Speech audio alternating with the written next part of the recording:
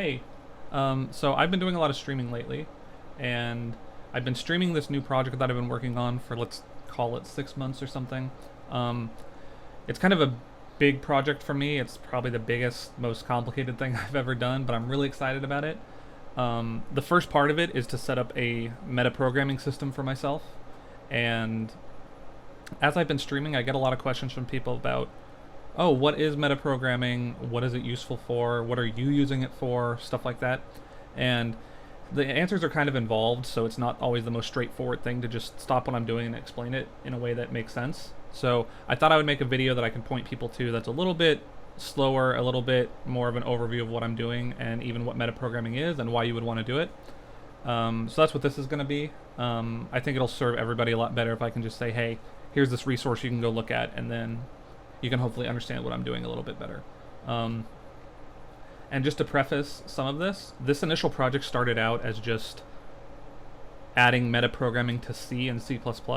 So I started out just writing a C parser that I could then use for metaprogramming.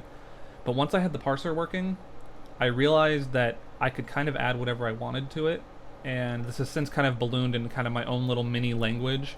So outside of the metaprogram and the parser itself, you'll be seeing a lot of .db files. Those are just basically C files with a bunch of my own syntax added onto it to enable me to do more things. So anyway, with that out of the way, let's just quickly give an overview about what metaprogramming is and why you would want to do it.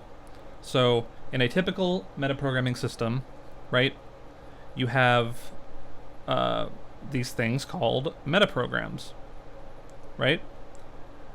And I think the first question that everybody should be asking is, what is meta about it? Like, what does that mean? So, put simply, it's simply code. It's code that writes code. So, you write a program, you code it up, and normally you run your program, it'll do a text editor, it'll be a game, it'll be like whatever you wrote the program to do. This is a program you wrote that spits out more code. And you might be thinking, like, why would you want to do that? Well, it lets you bring all of the data structure, control flow, logic, everything that you would want to do in a program. You can utilize all of that stuff to spit out dynamic structured code to solve a bunch of problems for you. So, in a typical metaprogramming system, you typically have, we're going to call this the parser, the metaprograms, and code gen. So this part of the code is what I would consider the meta part, right? You've got a parser, which reads in your source, metaprograms that run on the parsed code, and then code gen, which does the code that writes code part. It does the part that writes the code. And then you have, presumably, you know, your, what I'm going to call main program. And this is whatever the program you're actually building is, whether it's a game, a web browser, a, you know, piece of utility software, whatever the program you're actually writing is here. So we'll just say that it might be the, you know, platform code. It might be the game logic, the renderer, right? Whatever it is you're doing in your normal program, that's here. And the part that makes metaprogramming so powerful is the meta part. When I say it parses things, well, what is it parsing?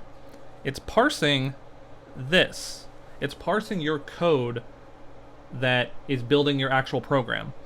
So when I say we run metaprograms, we're writing a program that knows your whole code base. It knows all of your structs, all of your variables, all of your functions. It knows all the things that you're trying to do and allows a program written in C, in my case, to manipulate that in any way it wants, which then it can spit out as more code, which then this code can get included here as normal code. But it wasn't code that you wrote, it was code the metaprogram wrote using knowledge of your code. So hopefully that makes sense, what I'm saying there, and why, hopefully you can start seeing why that might be super useful and super powerful. So that is a typical metaprogramming system, and let me just quickly go over the way mine works. So the first step is compiling the main program, or the metaprogram. So compile meta, and in this case, I only do this if it's dirty. And by dirty, I just mean, have you made any changes to the metaprogram code since the last time you tried to compile? If you haven't, we don't have to recompile the metaprogram, so that just saves some time. We run the metaprogram,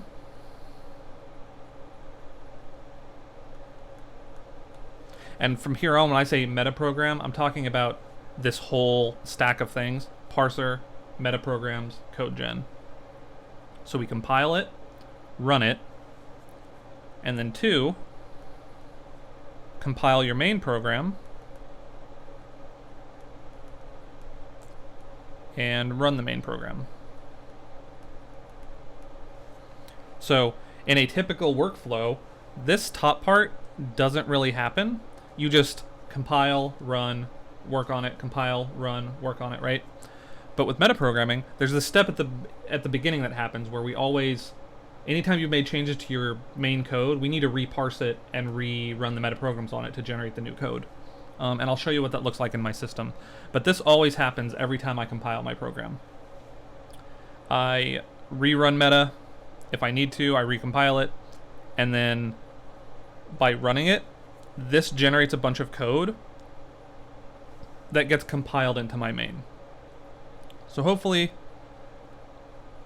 these things, so here's meta step, main step, hopefully these things make some sense, and especially once I kind of show you my system and how it works, hopefully that starts to make even more sense and kind of solidify these concepts, and you'll see why it's so useful. So let's hop over to my code base here, and I think the first thing I want to do is show you what this metaprogram is spitting out that allows it to manipulate my code. So if I run it and pass this -t option, actually before I do that, let's just look when I run it, right? You can see these steps. This was me compiling my code. First step is it compiles the metaprogram, runs the metaprogram, compiles my main program, and then here is where it's running my main program. So below those 3 dashes, you would be seeing output if my program was doing something. It's not doing anything right now, so you're not seeing that part. But you can see those steps I lined out. Compile, meta, compile main, run main. And if I pass it this -t, this is where you really see behind the scenes of how this is doing what it's doing. This is telling it to output the abstract syntax tree, or just the AST, which is the thing that the parser is doing when it reads your code. It reads all of your code and will spit it out in tree form. And I'm actually going to pipe this to a file, because if I try to look at this whole thing in the terminal, it's not going to go well. There's a lot to see. So I'm going to open this in Emacs and kind of just show you a brief overview of what this looks like. So you can see here, here's the root of my metaprogram, or here's the root of the tree. And if I scroll down, you're going to start seeing, so this is going line by line. If I start going page by page, there's a lot. If I go to the very end of the file here, this is 6,000 lines that it would have spat out to the screen. That's why I put it to a file. But as you can see here, if I look for main, here's my main file, Linux main, and I will bring that up over here. So you can see on the right-hand side here, this is Linux main. And in fact, why don't I bring this up side by side so we can take a look at this. So, and you can ignore all these to-dos. Like I said, this is a work in progress. There's a lot going on here that I'm still working on. So, so here it is. Here is a tree representation of your entire program, right? All the files that are getting compiled are represented in this tree somewhere. I'm just going to show you main just so you can see one-to-one what this is supposed to be doing. So, like I said, these are DB files, these aren't C files, so I've introduced some extra syntax for things. So you can see here's a depend, and I pass it a directory. Here's that line of code represented on the tree. So here's depend, it's a preproc depend, and here's what I pass to it, it's just a dot. I then depend on my Linux platform layer, so you can see here preproc depend, what I pass to it, and then I define main. Main is an int, a function that returns an int and takes two parameters, an int and a char star array. So we can see here, here's a declaration of a function. It's a function called main, it returns an int, and here's the pointer in the tree. You never really have to look at that. That is more for debugging, so when other things try to point back to it, I know that they're pointing at the right thing. But, so you can see here, decal function, main, returns an int. That's what this is. And you can see it has children. So the first children of a function decal are its parameters. You can see it has two decal params.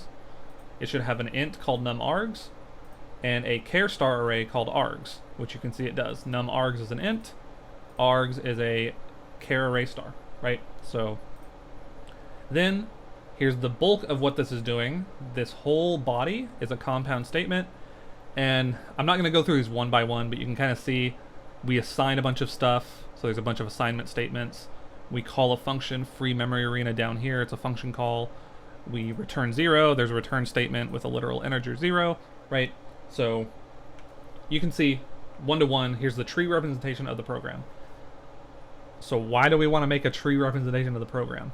Well, if you didn't know this, anytime you compile your code with GCC or Clang or whatever you're using, behind the scenes they are making this tree, and in some compilers like Clang, you can actually ask it to print out its tree if you want. This is a tree that I am creating myself. I am doing the parsing myself. But pretty much any AST will look very similar to this. So why would you want to do that? So let's go back here and let's look at an example metaprogram, right? So here's an example of a metaprogram.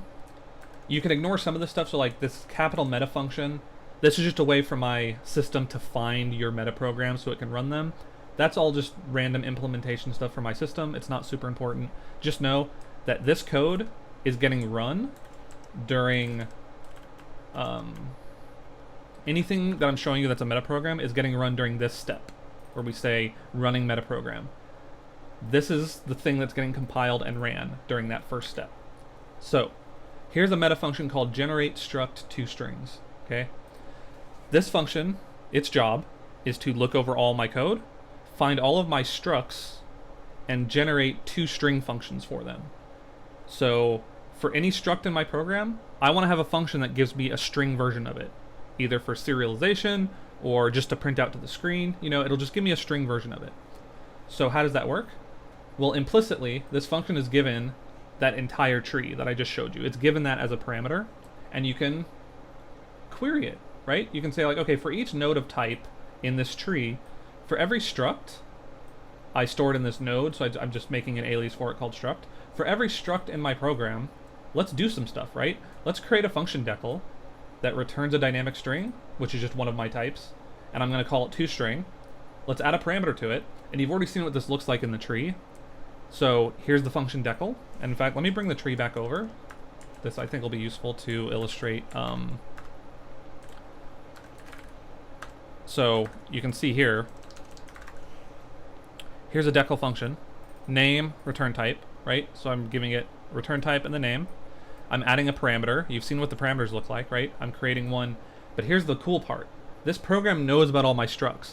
I, as a programmer, would have to go through and write these toString functions anytime I make a new struct. Well, the metaprogram knows about my structs. Why don't I let it write it for me? So let's add a parameter to this function called toString. What'll the parameter be called? Value. Well, what'll its type be? Let's get it from the tree. Let's say for every struct, generate one that takes that struct as a parameter, right? And then we begin the body. So that's this compound statement. And we do our string builder stuff. And what's cool is we can, okay, for each node of type in this struct, let's look at all of its members, right? Let's just loop over all the members it has. and print out strings that represent those members, right? This is all just appending to the body of the function. You can see finally it returns a string. I end the body, and I call add function decal to program. And that will it'll build one of these nodes for the function I just wrote and stick it into my tree. That's what this metaprogram's job is, right? So, once it does that, I told you there's a whole code gen part, right? So, the other part of this is... Okay, the other part of this is, that was running the metaprograms, right? That was this parser metaprogramming step.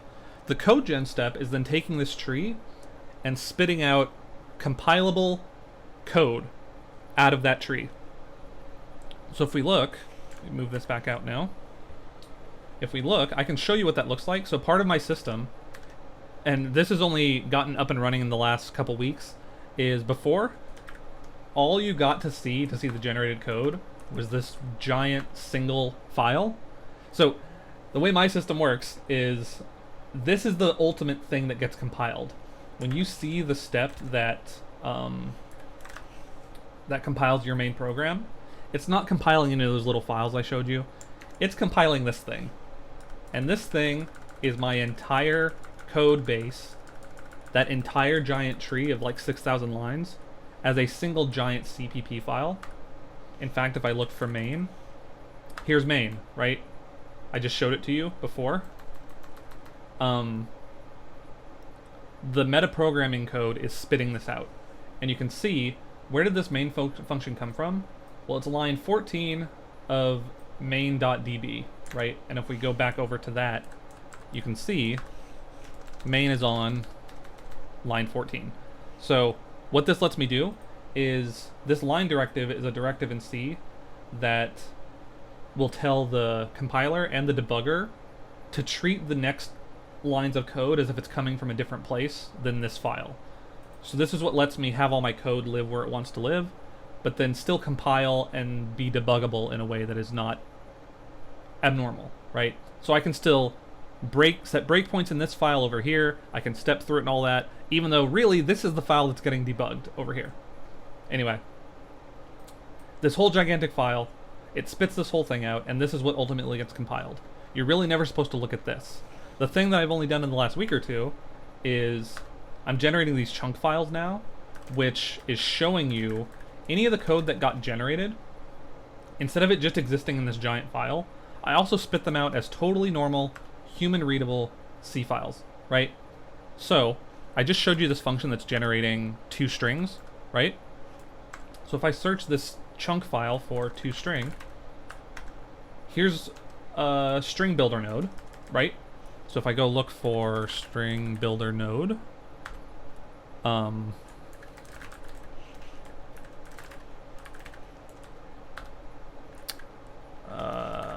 sorry. Here's string builder node, right? It has a dynamic string in it and a pointer to another string builder node. Instead of me having to go write a toString function for that, the metaprogram did it for me. It takes in one of the nodes, it creates a string builder, it appends a curly brace, it outputs the value of the string, in quotes, a comma, it prints the value of the pointer in base 16, so it prints out the pointer value, and then closes it. I didn't have to write that. And if you look, the string builder is next. It's got a U64, a pointer to a node, and a pointer to an arena.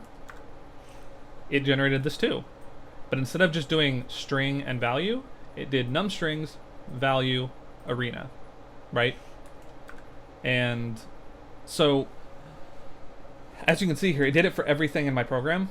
And granted, my program's not huge right now, but you can imagine, as things go forward, I will never have to write one of these functions again. It will just work.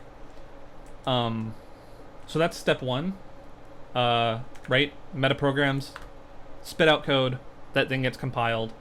I guess the only other 2 things I want to touch on that's important for my system, because this video is already getting a little long, is so this is one way to write metaprograms, is you just write C code that loops over your AST and spits out code. Well, this is a little cumbersome if you just want to do some more simple things. And I say simple things, but these aren't really that simple. These are really powerful too. I've exposed some of this stuff to the textual layer of the DB files, so I can show you what that looks like. So if I go to this dbp print, actually let's wait on print. I'll show you this math version. So, no, let's do print because that has some extra stuff in it. So, I already told you that I'm generating those two string functions, right? Well, I've introduced the syntax for any. You know what? I'm going to take that back again. Let's just stay in main. I'll just show you a really simple example. So if I say u64 x equals 5, and I want to print it out, right? I'll show you this print maybe in a second. This is my own custom print function. So I'm going to print out x, which is a 5, right? So if we run this, so there you go, 5. Let's say I wanted to write a function that returned a u64.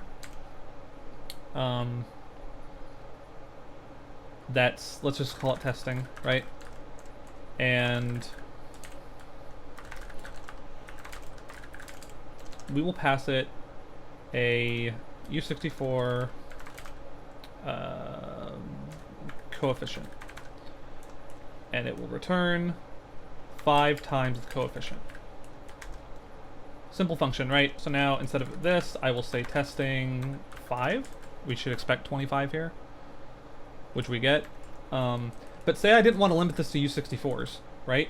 What if I wanted to be able to pass in floats, for example, or signed values or whatever? I just wanted to be a little more loose. I could write a bunch of overloads for this with different parameters. I've introduced... You can imagine how you could do that with an metaprogram, right? You could generate these in the metaprogram. But what if you just wanted to do it simply in here? I've introduced this any syntax. So the type of coefficient is now any, right? Which means I can pass this... Let's make sure this still works, right? So it still works. I can pass this, let's say, 0.5, right? Is this still going to work? Okay, we got a 2. So 5 times 0.5 as a U64, that gave me the right thing. So let's go see what this is generating, shall we? Let's go look at the primary chunk and look at testing, right? So you can see it generated a function called testing that takes a float called coefficient and does what we expected it to do, right? Well, how did it know to generate a float? Well, any of these functions that take any are generated when you call them, based off the call site. So here's a call site, right? Here's a function call where I pass it a float. So the metaprogram looks and says like, okay, I don't know about a function called testing that takes a float. Let's go look at, I'm calling these function templates. Let's go look at all of our templates and see if there's one that matches this. Oh, we found one. Okay, it takes an any. Let's go generate that based on the call site. So let's do another one, right? Let's say x now is a testing that takes a negative value, right? Let's say -5. So naturally, because these are unsigned values, this underflowed, so it's a really big number, right? But that totally worked. So if we go look again at the primary chunk, it generated another one of these. So here's testing with a float. Oh, okay, this is a bad example. It actually casted the -5 to a float. Let's see if this is a better example of this.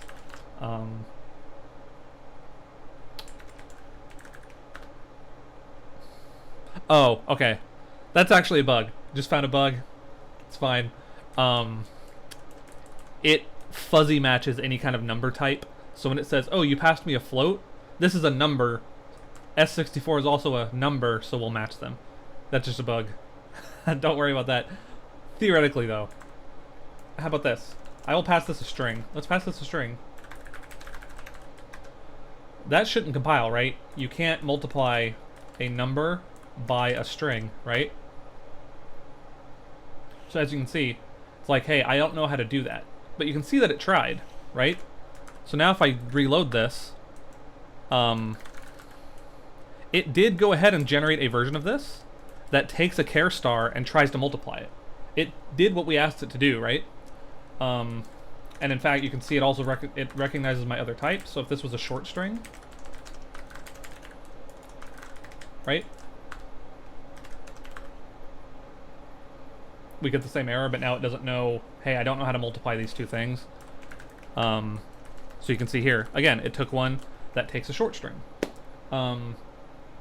This is the thing I'm most excited about, is having the ability to create these any functions and have it generate them for you. So the final thing I'll just quickly show off is this print system, right? How am I doing these prints? Well, I already showed you I'm generating 2 strings for every struct in my program. Now I have this function template called format string. It takes a string for your format string, that is this first one here, right? Just like printf would take. And then it takes an any parameter that is an ellipses. And an ellipses says, okay, not only do I not know the types you're passing me, I don't even know the number of parameters you're passing me. I'm getting that from the call site, right? And I've introduced a few things when you write a function with the ellipses. There's a implicit variable called num any params, and that just is a number that tells you how many, for this version of the function that got generated, how many parameters did they pass us, right? So I'm saying if we got any extra parameters that aren't the format string, I've introduced this keyword called forAny, which will create a for loop that loops over all of those any parameters, and then while you're looping, you have this variable called param to give you that specific one in that version of the for loop, right? So you can see here all format string is doing is looping over however many parameters you sent me. It's creating a string builder, and for every parameter it appends it's doing a little bit of stuff to parse your format string to know where to insert the things. And you can see it's calling toString on whatever you passed us. And the metaprogram is guaranteeing that we have a toString for every single type. And then finally, I'm generating a print function that also takes a format string and any ellipse, and it just give me a string, you know, format it with this format, all my parameters, and then I'm going to print it to the string, or to the screen, right? So, very last demonstration I want to show off is I can say print, I'll say hello world, right? There you go. So, here's what's really cool about this.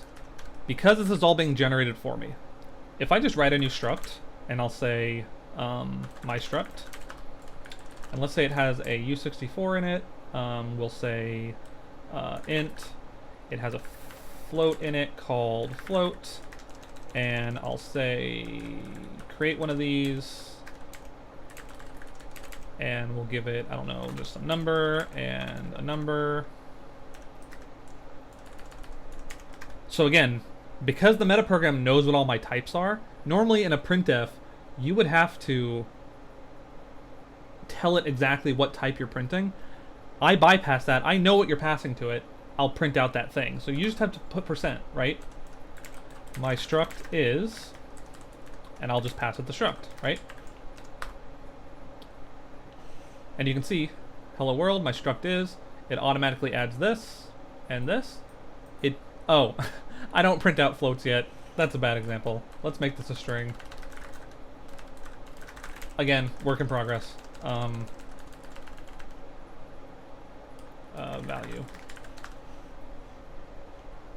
There you go. So you can see the members there. So I didn't write a print function for the struct. I just wrote the struct, and now I can print it out, right? And what's better than that even is if I have a substruct here, let's say that also has a short string in it.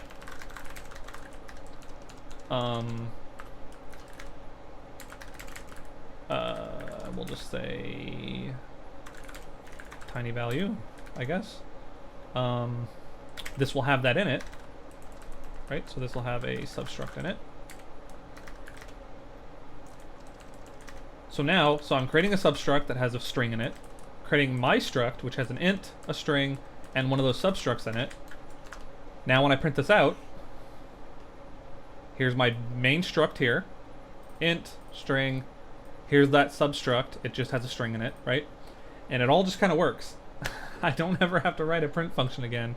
The metaprogram knows about my types, knows how to print them out, and will just do it for me. So yeah, that's this ended up being a little longer than I wanted to, but hopefully that gives a decent overview of kind of what metaprogramming is and how you can use it for some really powerful stuff. And hopefully you can see how there is opportunity here for more than just printing out values. The rabbit hole can go pretty deep, and I'm pretty excited about it. So I guess one other thing, just while we're here, if you notice, because I'm printing out this giant meta file, right? I'm printing out, this is what's actually getting compiled. I actually do a dependency map as well in the metaprogram and the code gen. It does a dependency map and knows which things should come before which other things in the tree, and then spits it out properly. So if you noticed here, I'm defining my struct after I use it. I'm also defining substruct after I use it in both places. It still just worked because the final code that gets generated has been dependency mapped. So if I go here, it actually defines forward declarations for these things, and if it was a function, it would forward declare those as well and put things in the right order. It resolves all those dependencies for you and puts things in the right order. So my DB files are totally order independent as well, which is another nicety of manhandling the code gen like this. And it'll also tell you if there are circular dependencies. So if like my struct depends on substruct, but let's say that this also substruct also depends on my struct, it knows what the dependencies are, and it'll tell you, hey, you can't do this. My struct depends on substruct, which also depends on my struct. It tells you where they're at. Anyway, that was just a quick aside in case that part confused you. But yeah, I'm gonna go ahead and call this video. It's long enough already. I've been rambling. Hopefully that makes sense. And yeah, if you want to watch me stream, I'm streaming on both YouTube and Twitch. So if you're subbed here, if you want to go sub on Twitch, whatever you want to do, I'm going to be streaming a lot more often. I got big plans. I'm very excited about it. So yeah, thanks for watching.